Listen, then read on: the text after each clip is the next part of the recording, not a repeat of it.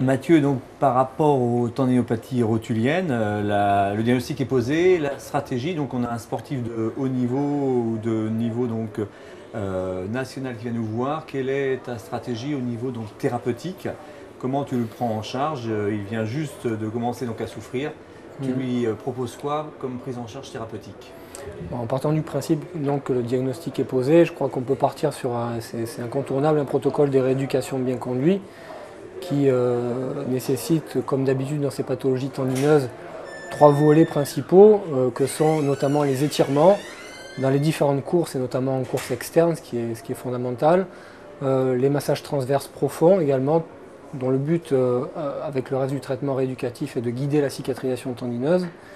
Et un petit peu la clé de voûte de ce traitement également rééducatif, c'est le renforcement excentrique de type Stanish, donc en position d'étirement de la chaîne musculo-tendineuse. Cette rééducation est effectuée, tu la couples avec des éléments de glaçage, d'allopathie, de Alors, thérapie autre telle mésothérapie. alors, tous les traitements sont bons à prendre, si j'ose dire, c'est-à-dire que effectivement l'allopathie d'un point de vue général, que ce soit des molécules à base de paracétamol notamment, peuvent avoir un intérêt intéressant. Le glaçage qui accompagne la séance notamment de rééducation.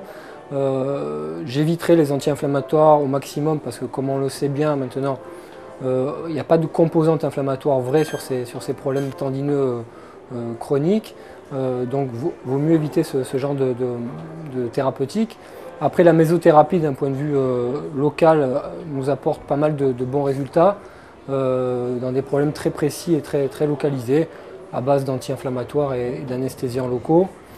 Et également, j'utilise assez régulièrement les ondes de choc, notamment celles que j'utilise sont les ondes de choc focalisées, qui est donc un système à ultrasons de haute énergie que j'utilise. Donc généralement, le protocole est le suivant, c'est 3 séances espacées d'une semaine à chaque fois, avec des intensités croissantes, et ça nous aide bien dans l'arsenal thérapeutique de la prise en charge de la pathologie tendineuse. Le sportif reprend grâce à ton traitement qui a été bien conduit, qui a été efficace et qui a donné donc les effets escomptés. Pour le sportif, quels sont les éléments de prévention que tu vas lui donner et qu'est-ce que tu vas demander de continuer à faire?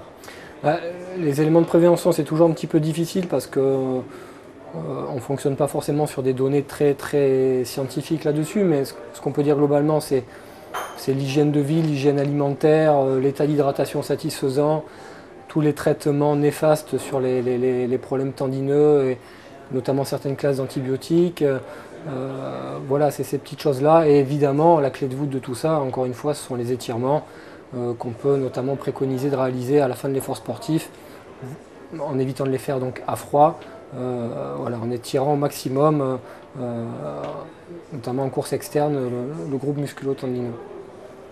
Merci Mathieu. Merci à vous.